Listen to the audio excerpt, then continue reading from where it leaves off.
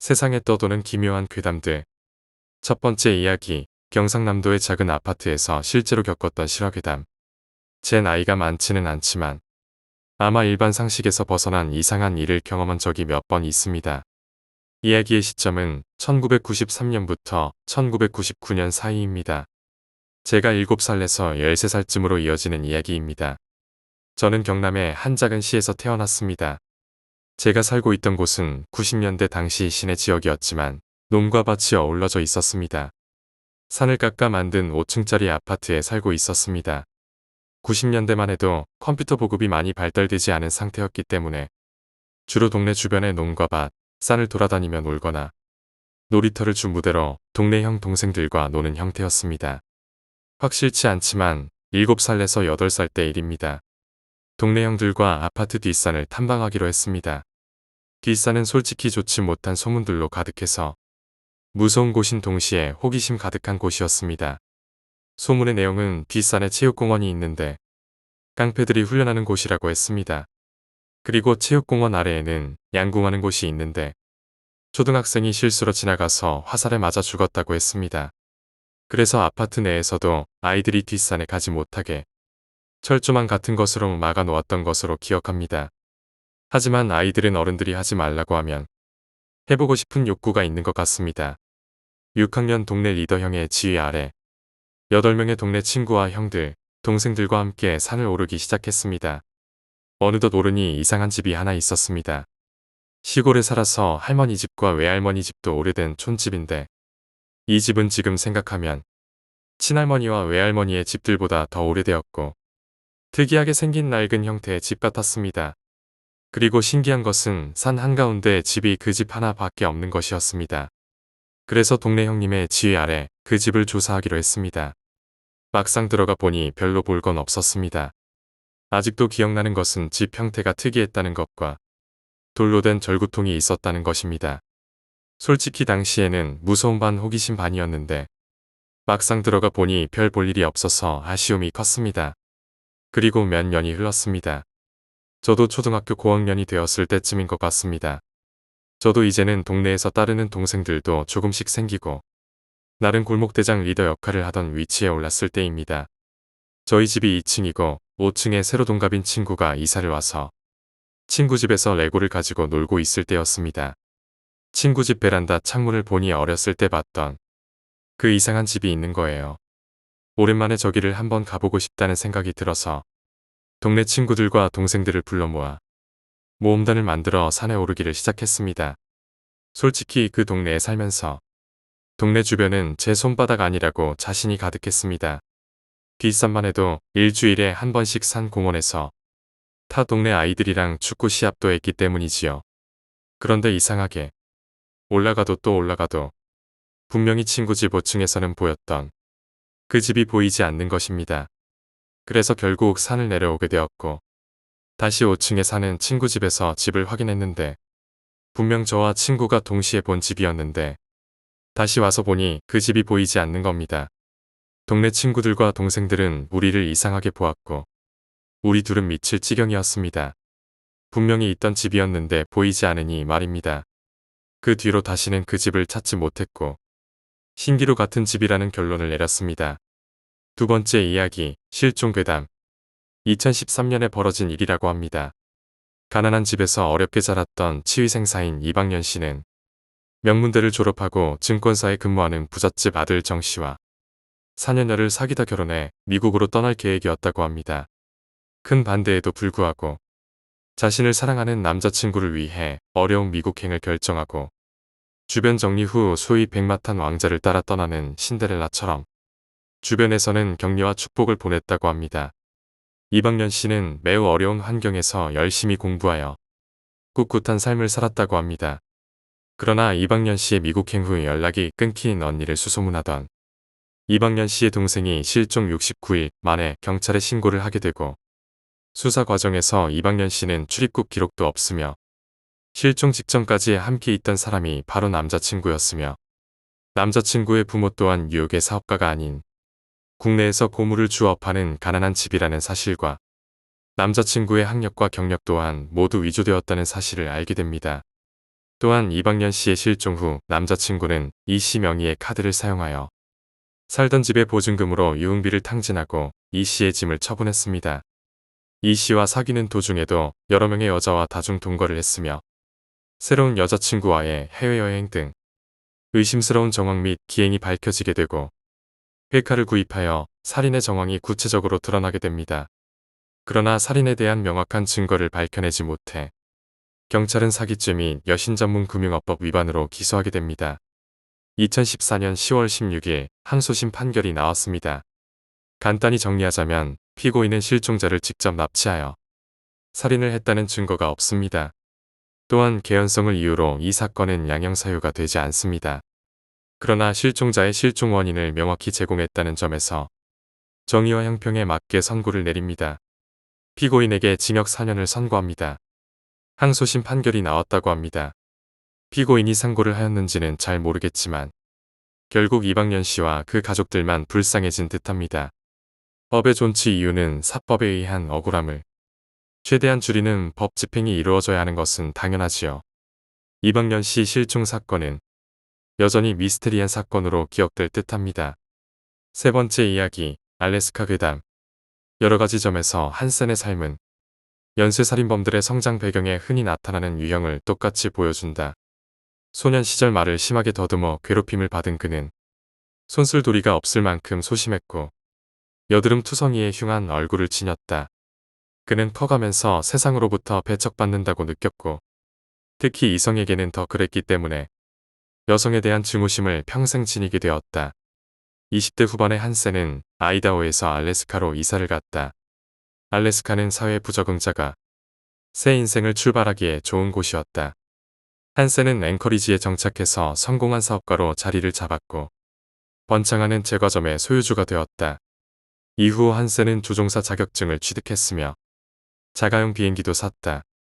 또 야생동물 전문 사냥꾼이 되어 활과 총을 가지고 사냥이나 회색콩 그리고 늑대를 쫓아 다녔다. 그는 이웃들에게 모범이 되었다. 자수성가에서 성공한 가정적인 남편이었고 지역사회의 후원자였다. 그러나 30대 초반이 되자 그럴듯해 보이던 모습에 금이 가기 시작했다. 한센은 가게에서 쇠사슬 톱을 훔치다가 붙잡혔고 성폭행 미수로 2번이나 체포되었다. 이러한 범행들은 장차 벌어질 잔혹한 사건들의 전주곡에 불과했다.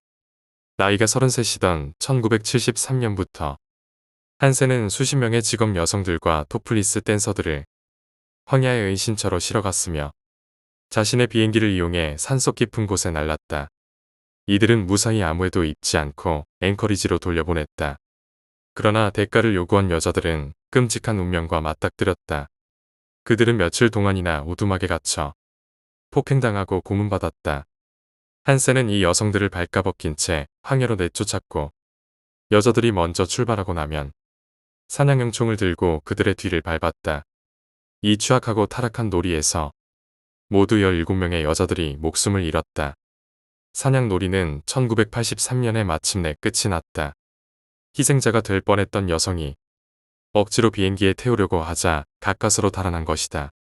한센은 신문을 받았고 경찰은 그의 알리바이가 가짜라는 것을 즉시 알아챘다. 얼마 뒤 경찰은 범행의 결정적 증거를 찾아냈고 그 중에는 사냥용 총과 시체를 묻은 장소를 표시한 지도도 포함되었다. 사냥꾼은 1984년에 종신형을 선고받았다. 네 번째 이야기, 김포공항 테러 사건. 1986 서울 아시안게임의 개막을 불과 일주일 앞둔 1986년 9월 14일 김포국제공항에서 일어난 폭탄 테러 사건이다. 서울 김포국제공항 국제선 청사에 1층 외곽 5번과 6번 출입문 사이에 위치한 음료수 자동 판매기 옆에 철제 쓰레기통에서 고성능 사제 시한폭탄이 갑자기 폭발하였다.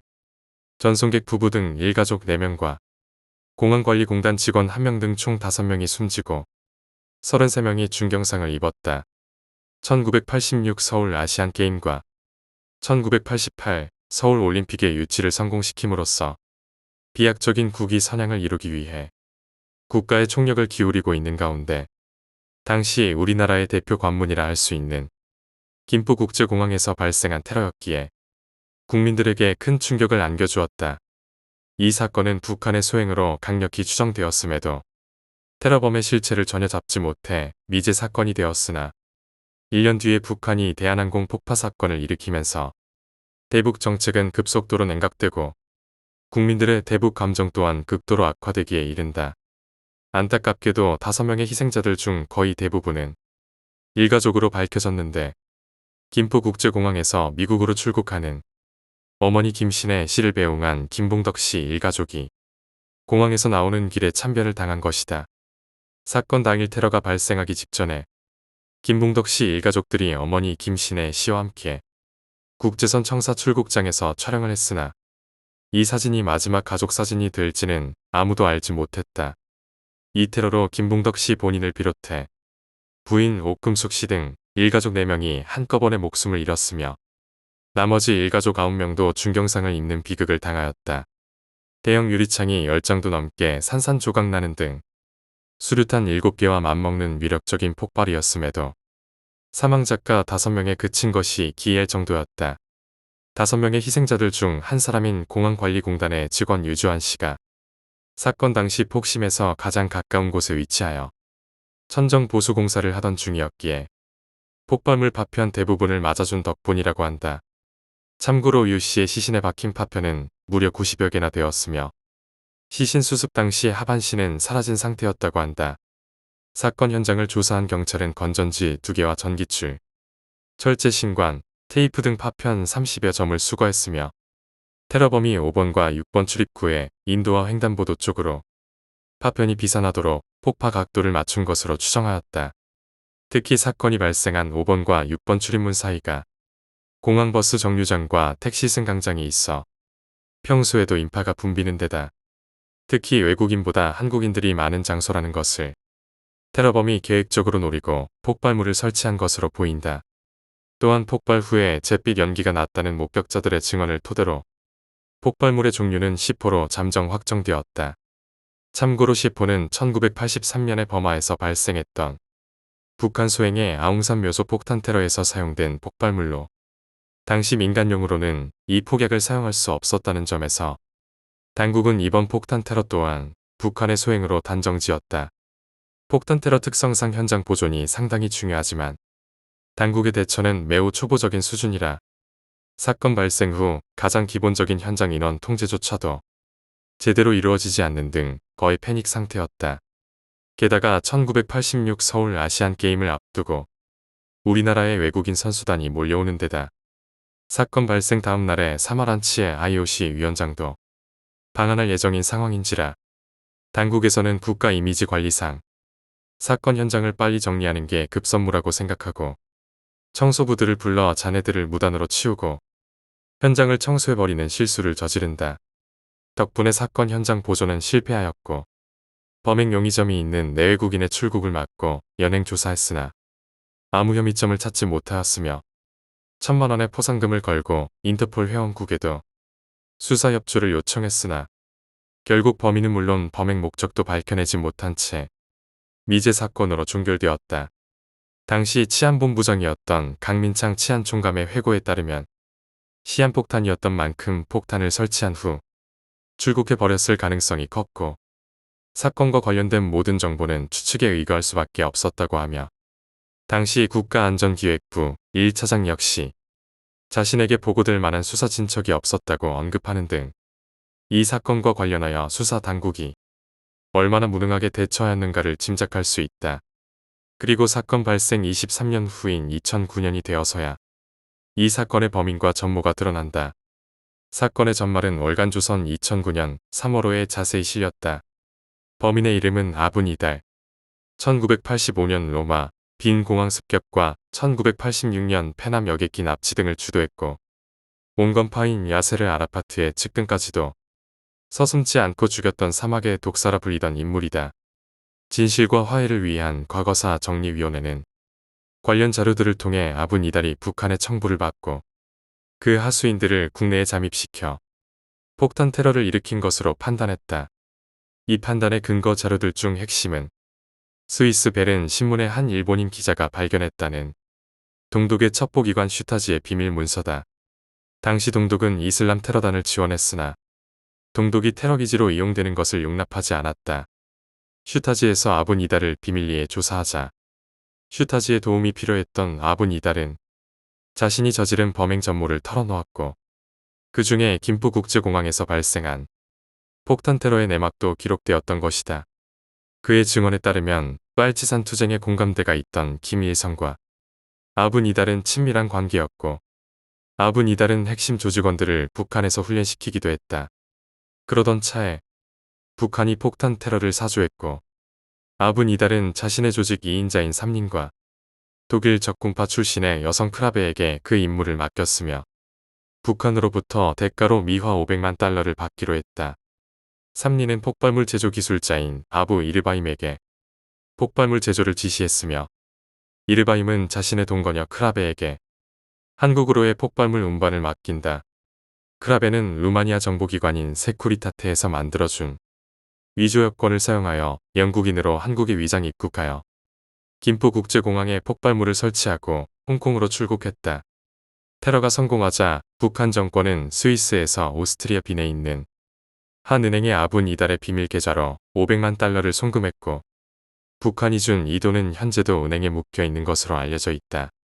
결국 김포국제공항에서 발생한 폭탄 테러는 북한 노동당과 아분 이달이 이끄는 아랍 테러 조직 그리고 루마니아 정보기관의 합동작전인 셈이고 안기부를 비롯한 우리나라 수사당국의 혼선을 주기 위한 나름의 전략이었던 것이며 이와는 별도로 안기부의 실질적인 대응 또한 이들의 전략에 비해 너무나 단순하고 무능했음을 보여주는 것이었다.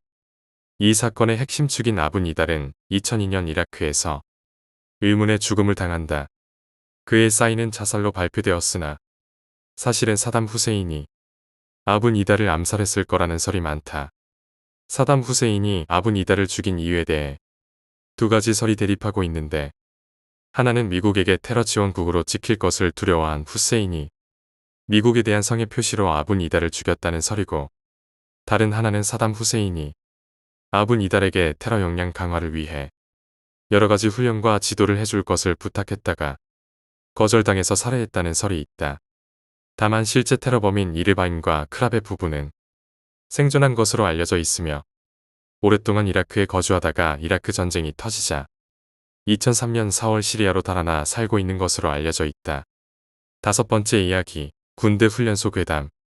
지금 가만 생각해보니 그때 제가 본 건 이 세상 것이 아니었던 것 같습니다.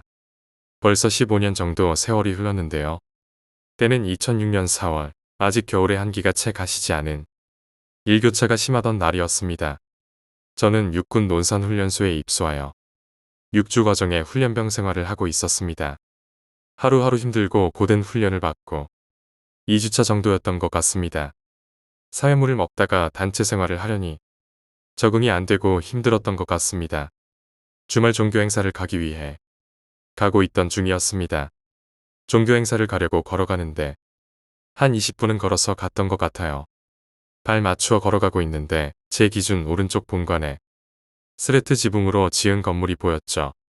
간이시설로 비닐하우스처럼 사용한 것 같은 공간이 있었습니다. 비닐로 막아져 있어 안쪽이 훤히 보이는 구조죠. 그런데 건물 안에 불빛이 정육점에 고기 비추는 빛처럼 빨갰어요. 병사들이 왔다 갔다 하는 건 보였는데 방 끝쪽에 하얀 소복에 머리 긴 여자가 서 있었습니다. 저는 그 당시 귀신을 안 믿었는데요. 그걸 보고도 군대에 여자가 다 있네. 이런 생각으로 지나갔어요. 그리고 빨간 불빛도 저긴 왜 빨간 불빛일까? 이 정도로만 생각하고 지나갔죠. 진짜 별 생각 없었습니다. 종교 행사를 마치고 돌아오는 길에 다시 한번 쳐다봤을 때 형광등 색깔이더라고요. 지금 가만 생각해보니 처음이자 마지막으로 봤던 귀신이었던 것 같네요. 별 내용은 없지만 나름 신기한 경험을 했던 것 같습니다. 여섯 번째 이야기, 초상화. 우리 외조부님은 두 분 모두 그림을 무척 좋아하셨습니다. 그래서 외갓집에는 온갖 그림이 잔뜩 모여 있어 종종 놀러갈 때면 나도 한참을 구경하곤 했습니다.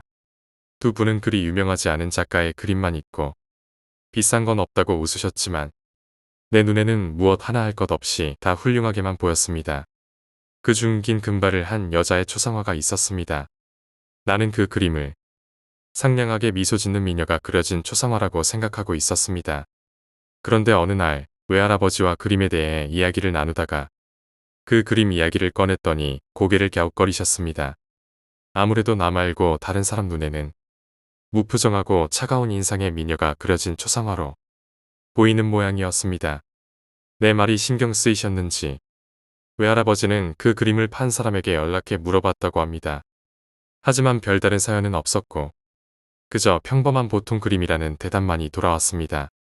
결국 그때는 그저 내가 다른 사람하고는 보는 눈이 조금 다르다는 결론으로 끝났습니다. 하지만 엊그제 외조부님에게 편지가 왔습니다. 그림 중 몇 개를 친척과 지인에게 나눠주려 하니 혹시 필요한 게 있으면 가지러 오라는 것이었습니다. 편지에는 그림 중 몇 개의 사진이 동봉되어 있었고 그 중에는 지난번 그 초상화 사진도 포함되어 있었습니다. 하지만 나는 사진을 보고 깜짝 놀랐습니다. 내 기억과는 달리 차가운 표정의 미녀가 그려져 있는 완전히 다른 느낌의 그림인 것이 아니라 역시 어린 시절 기억의 착각이었나 싶었지만 이것도 인연이다 싶어 나는 그 그림을 받으러 가기로 했다. 외조 부모님에게 연락해 그림을 받으러 외갓집에 도착한 후 나는 그림을 보러 갔습니다. 그리고 등골이 오싹해지는 것을 느꼈습니다. 사진으로 봤을 때와는 달리 역시 그 초상화는 상냥하게 미소 짓고 있는 미녀의 초상화였으니까. 종종 인형에는 영혼이 깃든다는 이야기를 듣곤 하지만 그림에도 누군가의 영혼이 머무를 수 있는 걸까? 7번째 이야기, 기괴한 집. 15년 전에 있었던 실화입니다. 전문학교를 졸업하고 처음으로 자취를 시작하려고 모 아파트 소개 회사를 방문했다. 월급도 그다지 좋지 못했고 내력이 깨끗한 방에 구애되지 않는 성격이었기 때문에 영업자에게 물어보았다. 문제가 있어도 좋으니까 싼 곳은 없나요? 라고 말입니다. 나는 영감도 없고 영적인 것도 일절 믿지 않고 본 적도 없었다.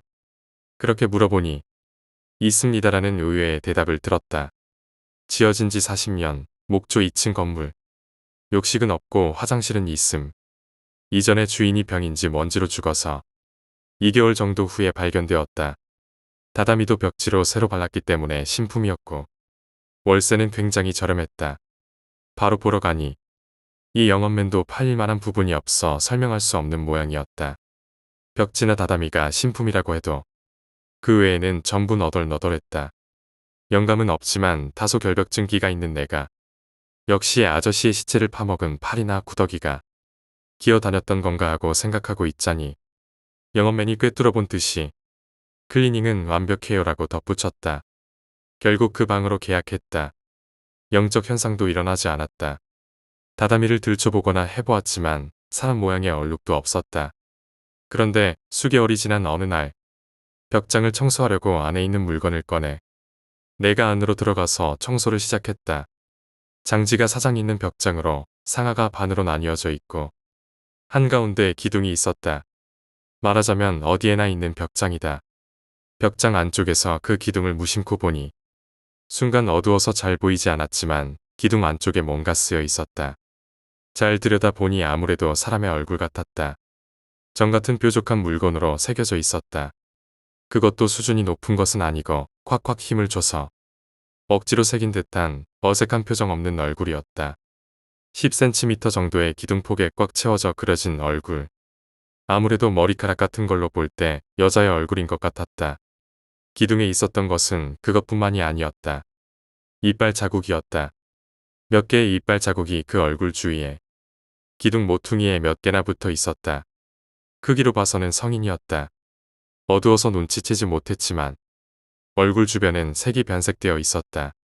어둡고 좁은 벽장 안에서 갈색 기둥의 여자가 초점이 맞지 않는 눈으로 나를 보고 있었다. 나는 무기질적인 여자 얼굴의 정체를 알 수 없는 박력에 기쁜 나쁜 땀을 흘렸다. 더 이상 아무것도 보고 싶지 않았지만 기둥의 아래쪽으로 시선을 향하자 무언가의 얼룩 자국이 몇 개씩이나 있었다.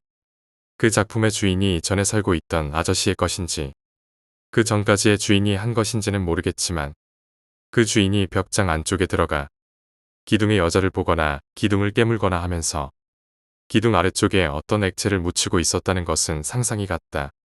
그리고 이건 벽장 윗단의 이야기로 그 아래단에도 똑같은 것이 있었으며 두 방 중에서 옆방의 벽장에도 똑같은 것이 있었다. 8번째 이야기. 일본의 어느 동호회 괴담. 나는 어떤 하이쿠 동호회에 들어있습니다만 그곳에서 체험한 일을 말해보겠습니다. 무섭지는 않을지도 모르지만 실제로 있었던 이야기입니다. 저는 중학교 국어교사입니다만 부활동을 담당하고 있지 않기 때문에 토요일과 일요일은 시간이 남습니다. 그래서 지인에게 추천을 받은 것도 있어서 지역 하이쿠 동호회에 들어갔습니다. 하이쿠라는 것은 일본의 시 문학의 일종입니다. 주변에는 일에서 은퇴한 할아버지가 대부분으로 여성 회원은 몇 명밖에 없어서 상당히 귀여움을 받았습니다.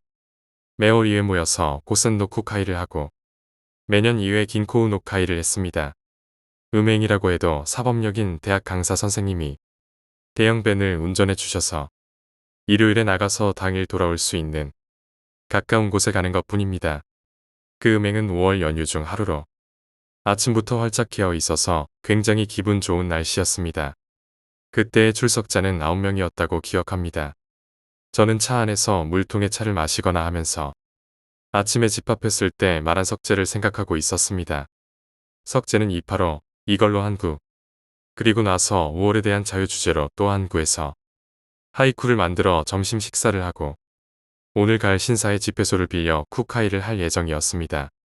신사는 저희들이 사는 마을에서 차로 2시간 정도 걸리는 곳으로 신사의 이름은 말할 수 없지만 주로 모시는 신은 쿠쿠리 히메노미 고토입니다. 커다란 신사의 주차장에 도착하여 차에서 내리고 사정까지의 길을 모두와 함께 걸어가며 때때로 멈춰서서 어르신들이 들풀의 이름을 알려주시거나 하셨습니다. 그리고 메모지를 꺼내 하이쿠를 생각하기 시작했는데 이 판은 어려운 주제가 아니어서 어떻게든 될 것 같았습니다. 신사의 신역에 들어와 태미즈를 한 뒤 참배를 하려고 할 때 갑자기 하늘이 어두워지면서 서쪽에서 굉장히 굵은 번개가 쳤습니다.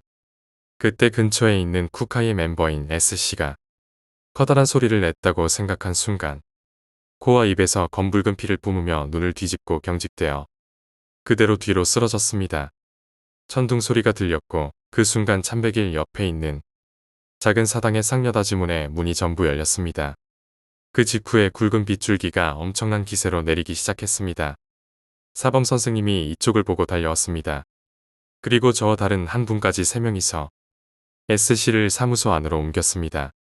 S씨의 상태를 보고 바로 구급차가 호출되어 함께 와 있던 부인과 함께 구급차에 타고 병원으로 떠났습니다.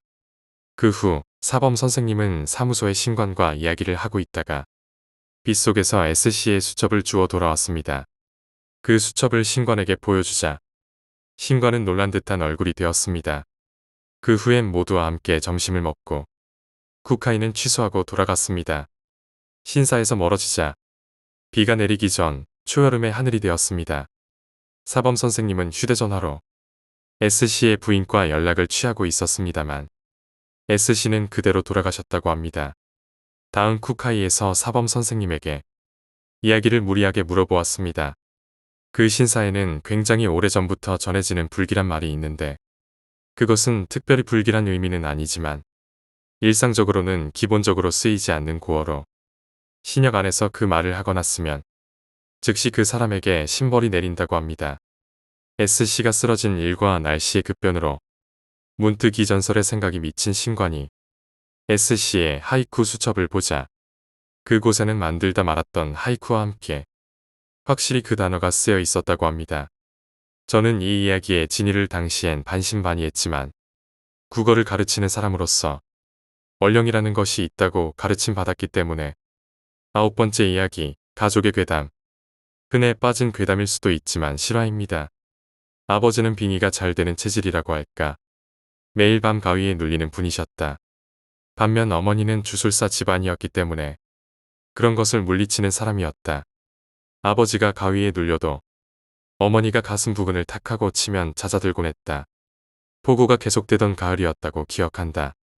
어느 날 밤부터 아버지가 심상치 않은 가위에 눌리게 되었다. 가위에 눌리면 집안에 울릴 것 같은 커다란 소리로 신음했다. 보름 정도 지났을 즈음 가위에 눌린 아버지가 문득 옆을 쳐다보자 거기엔 하얀 소복을 입은 노파가 이쪽을 향해 누워 있었다. 드디어 보이기 시작하게 된 아버지는 나날이 여위어갔다. 어느 날 밤 섬뜩한 신음소리가 아버지의 침실에서 들려왔다. 일어나 있던 나는 침실의 문을 열려고 했지만 머릿속에서 경고라고 해야 할까. 열지 말라는 소리가 들린 듯한 기분이 들어서 서둘러 욕실에 있던 어머니를 부르러 갔다. 어머니는 바로 뛰쳐나와서 침실의 문을 열었다. 그 순간 나는 보면 안 되라고 생각하며 반사적으로 얼굴을 돌렸다. 아버지는 흰 자위를 드러내놓고 괴로워하고 있었다는 것 같았다. 어머니가 뺨을 꼬집어 두들겨 깨우자 창백하긴 했지만 제정신으로 돌아온 것 같았다. 다음 날 아침 아버지는 침실 옷장의 유리문에서 그 노파가 스윽하고 나오는 꿈을 꾸었다고 떨면서 이야기했다. 당시 나는 강씨에 관련된 물건에 빠져 있어서 부적에다가 악령퇴산이라고 적고서는 기운을 담아 그 옷장 유리문과 창문 쪽에 붙였다. 다음 날 아버지는 오랜만에 가위에 눌리지 않았다. 그러나 다음 날 밤 최대의 공포가 엄습해왔다. 아버지는 자고 있으면서도 집안 전체가 보였다는 것 같았다. 침실 바깥에서 노파가 들어오려 하고 있었다. 하지만 그 위치에는 부적이 있었다. 옷장 유리문을 통해서도 들어오지 못했다. 그래서 화장실 쪽에 창문을 쓱 하고 빠져나와 엄청난 속도로 침실 문을 빠져나가 아버지가 있는 곳으로 갔다고 한다. 그날 밤 아버지의 무시무시한 절규가 울려 퍼졌다. 마침내 보통 일이 아니게 되어서 무엇이든 보인다고 하는 이 지방 말로 호시아동이라고 하는 영능력자에게 데려가게 되었다. 그분은 확실히 아버지에게 노파가 씌었다고 하며 놀랍게도 노파의 이름을 말했다. 아버지는 그 이름에 집히는 데가 있었다. 옛날에 근처에 살고 있던 할머니로 어린 아버지를 이래저래 귀여워해 주었다는 것 같다. 호시아동이 말하길 당신에게 도움을 요청하고 있습니다. 무덤을 방문해 보세요. 다음 날 친척분에게 양해를 구하고 무덤을 방문하러 갔다. 무덤 안의 유골은 납골 단지에도 들어있지 않은 채 완전히 흩어져 있었고 긴 비탓에 물에 잠겨 있었다. 어째서 그런 상태였던 걸까? 노파에게는 자식이나 남편 등이 없었다. 혼자였던 것이다. 그래서 세상을 떠난 뒤 가장 가까운 친척인 티가 장례식을 치렀지만 티는 납골 단지조차 아까웠던 것이다. 이 티라는 친척은 유명한 수전노로 노파를 속여서 재산을 가로채는 등의 심한 짓을 했었다고 한다. 무덤은 다른 친척에게 부탁하고 돌아가는 길에 아버지와 어머니는 티의 집 부근으로 가서 말했다. 제게 기대셔도 어쩔 수가 없습니다. 원망하시려거든 티를 원망해주세요. 다음 날부터 아버지의 가위 눌림은 사라졌다. 수개월 후에 티는 뇌출혈로 쓰러져 반신불수가 되었고 그 후 얼마 안 가 세상을 떠났다. 우리 가족은 인과응보의 두려움을 되새기며 길었던 공포가 끝났음을 느꼈다. 이상이 저희 집에서 가장 무서웠던 영체험입니다.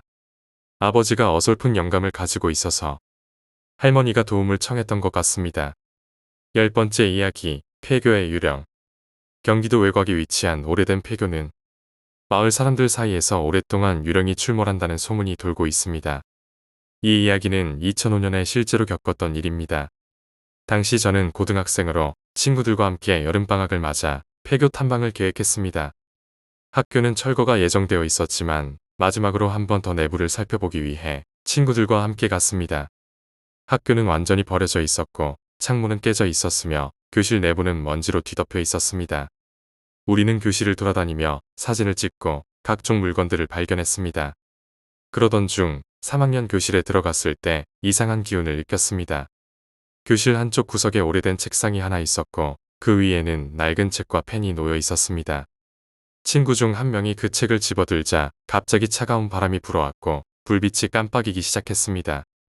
그 순간 창문 너머로 누군가의 그림자가 보였습니다. 우리는 깜짝 놀라며 뒤로 물러섰지만 그림자는 점점 가까워지더니 교실 안으로 들어왔습니다. 그 모습은 옛날 교사가 학생들에게 가르치던 모습과 똑같았습니다. 하지만 그 얼굴에는 슬픔과 분노가 가득했습니다. 우리는 공포에 질려 교실을 빠져나오려 했지만 문이 잠겨버렸습니다. 친구들은 하나둘씩 공포에 질려 도망가려 했지만 저는 뒤에 남아 그 유령과 마주하게 되었습니다. 유령은 저를 바라보며 조용히 속삭였습니다. 왜 나를 잊었니? 저는 떨리는 목소리로 대답했습니다. 죄송해요. 우리가 그냥 지나칠 줄 알았어요. 순간 유령의 표정이 부드러워졌고 천천히 사라져갔습니다. 문도 열리기 시작했고 우리는 급히 폐교를 빠져나왔습니다. 그 후로 마을 사람들은 폐교를 다시는 찾지 않기로 했고 그 유령도 더 이상 나타나지 않았다고 합니다. 11번째 이야기, 버려진 병원의 비밀. 서울 외곽에 위치한 오래된 병원은 폐쇄된 지 20년이 넘었습니다. 이 병원에서는 여러 차례 이상한 사건들이 보고되었으며 사람들은 그곳을 저주받은 병원이라 부르곤 했습니다. 이 이야기는 2010년에 실제로 겪었던 일입니다. 그해 겨울, 저는 대학생으로 친구들과 함께 스릴을 느끼기 위해 폐병원을 탐방하기로 했습니다. 병원은 외관부터 무섭게 느껴졌고 창문은 깨져 있었으며 문은 오래되어 삐걱거렸습니다. 우리는 조심스럽게 내부로 들어갔습니다. 병원의 복도는 어둡고 축축했습니다. 천장은 구멍이 뚫려 있었고 벽지는 벗겨져 있었습니다. 우리는 손전등을 켜고 천천히 복도를 따라 걸었습니다. 그때 갑자기 누군가의 발자국 소리가 들려왔습니다. 우리는 서로를 바라보며 무서워했습니다. 발자국 소리는 점점 가까워지더니 끝내 들리지 않았습니다. 한쪽 구석에 위치한 병동으로 향하던 중 우리는 이상한 소리를 들었습니다. 낡은 병실 문이 열리는 소리와 함께 속삭이는 듯한 목소리가 들려왔습니다. 도와줘. 친구 중 한 명이 용기를 내어 문을 열어보았지만 안에는 아무도 없었습니다. 그러나 방 안의 거울에는 뭔가 이상한 것이 비쳐 보였습니다. 거울 속에는 흐릿하게 여자의 모습이 떠 있었고 그녀는 슬퍼 보였습니다. 그 순간 창문을 통해 강한 바람이 불어와 거울에 있는 모습이 사라졌습니다. 우리는 급히 병원을 빠져나오려 했지만 문은 다시 잠겨버렸습니다. 공포에 질린 우리는 서로 손을 잡고 비명을 질렀지만 아무도 들리지 않았습니다. 몇 분이 지나지 않아 문이 열렸고 우리는 급히 병원을 나왔습니다. 그 후로 그 병원을 다시 찾지 않았고 그곳에 무언가가 남아있을 것이라는 믿음이 생겼습니다. 마을 사람들은 그 병원이 진정으로 저주받았다고 믿게 되었습니다. 12번째 이야기, 폐허 속의 그림자. 부산의 한 오래된 공장지는 폐쇄된 지 30년이 넘었습니다. 이 공장지는 도시 외곽에 위치해 있어 접근이 어려웠지만 한때 번창했던 공장이었습니다. 이 이야기는 2015년에 실제로 겪었던 일입니다. 당시 저는 사진 동호회 회원으로 빈티지한 장소를 촬영하기 위해 친구들과 함께 폐공장을 방문했습니다. 공장 내부는 철저히 폐쇄되어 있었고 창문은 깨져 있었으며 기계들은 녹슬어 있었습니다. 우리는 조심스럽게 내부로 들어갔습니다. 공장의 중심에는 거대한 기계들이 줄지어 있었고 그 사이로는 어둠이 깔려 있었습니다. 우리는 플래시를 켜고 사진을 찍으며 돌아다녔습니다. 그러던 중 한 친구가 벽에 걸린 오래된 사진을 발견했습니다. 사진 속에는 젊은 노동자들이 웃고 있는 모습이 담겨 있었습니다. 그 순간 우리는 이상한 느낌을 받았습니다. 바로 뒤에서 누군가가 우리를 지켜보고 있다는 느낌이었습니다. 갑자기 공장 내부의 온도가 급격히 떨어졌고 우리는 떨기 시작했습니다. 그때 그림자가 벽을 스치듯 지나가는 것이 보였습니다. 그림자는 흐릿하게 나타났다가 사라졌습니다. 우리는 공포에 질려 도망치려 했지만 길을 잃어버렸습니다. 복도를 따라 달리던 중 또 다른 그림자가 우리를 따라오는 것을 보았습니다. 그림자는 점점 가까워지더니 멈춰 섰습니다. 그 순간 그림자는 사라졌지만 방 안에 있는 기계들이 갑자기 움직이기 시작했습니다. 우리는 공포에 질려 더 이상 머무를 수 없어 급히 공장을 빠져나왔습니다. 밖으로 나와 숨을 고르던 중 친구 중 한 명이 다쳐 넘어졌습니다. 우리는 급히 병원으로 달려갔고 그날 이후로 그 폐공장을 다시 찾지 않았습니다. 마을 사람들은 그 공장지가 실제로 유령이 출몰하는 곳이라며 피했습니다. 저는 그날의 경험을 사진으로 남겼지만 사진 속에는 아무것도 나타나지 않았습니다. 13번째 이야기, 밤의 숲속에서. 전라남도의 깊은 산속에 위치한 작은 마을에는 오래된 전설이 전해져 내려옵니다. 그 전설은 밤이 되면 숲속에서 신비한 빛과 소리가 들려온다는 것이었습니다. 이 이야기는 2018년에 실제로 겪었던 일입니다. 당시 저는 대학생으로 친구들과 함께 등산을 하러 갔습니다. 우리는 산속 깊은 곳에 있는 오래된 사찰을 찾아갔습니다. 사찰은 오래되어 있었지만 주변은 아름다운 자연으로 둘러싸여 있었습니다. 오후 늦게 산을 오르다 보니 해가 지기 시작했습니다. 우리는 사찰 주변을 둘러보며 사진을 찍고 휴식을 취했습니다. 그때 멀리서 빛나는 무언가를 발견했습니다. 저기 봐, 빛이 나고 있어. 친구 중 한 명이 말했습니다. 우리는 빛의 방향으로 다가가기로 했습니다. 빛은 숲속 깊은 곳에서 나고 있었고 그곳에는 작은 연못이 있었습니다. 연못 주변에는 형형색색의 꽃들이 피어 있었고 빛은 물 위에 반사되어 환상적인 분위기를 자아냈습니다. 우리는 그곳에 다가가서 빛을 자세히 보았습니다. 그 순간 연못 가운데서 빛이 점점 커지더니 투명한 형체가 나타났습니다. 그 형체는 아름다운 여성의 모습이었고 그녀는 조용히 우리를 바라보고 있었습니다. 우리는 놀라움과 두려움에 떨었습니다. 여성은 천천히 입을 열어 말을 했습니다. 왜 여기 오셨나요? 우리는 침묵하며 그녀를 바라보았습니다. 그녀는 다시 한번 물었습니다. 마을의 평화를 지켜주세요. 그 순간 그녀의 모습은 사라졌고 연못 주변의 빛도 사라졌습니다. 우리는 급히 사찰을 떠나기로 했습니다. 길을 찾기 어려워 밤이 깊어지자 더욱 두려움이 커졌습니다. 그러나 다행히도 우리는 무사히 마을로 돌아올 수 있었습니다. 그날 이후로 우리는 그곳을 다시 찾지 않았고 마을 사람들에게도 그 장소를 피하라고 조언했습니다. 전설은 여전히 마을 사람들 사이에서 회자되고 있으며 우리는 그날의 경험을 잊지 못하고 있습니다.